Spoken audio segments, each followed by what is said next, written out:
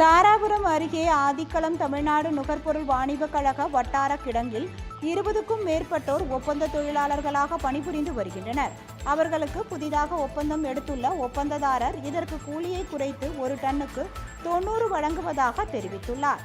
இதனை கண்டித்தும் ஏற்கனவே உள்ளபடி 120 ரூபாய் ஊதியம் வழங்க வேண்டும் என வலியுறுத்தியும் வாணிப கழகத்தின் முன்பு ஒப்பந்த தொழிலாளர்கள் முற்றுகை போராட்டத்தில் ஈடுபட்டனர்.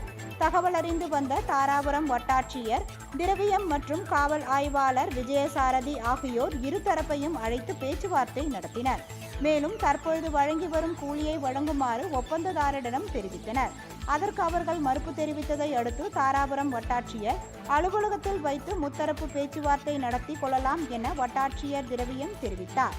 அதனை ஏற்று தொழிலாளர்கள் கலைந்து சென்றனர். இதனால் அப்பகுதியில் பரபரப்பு நிலவியது.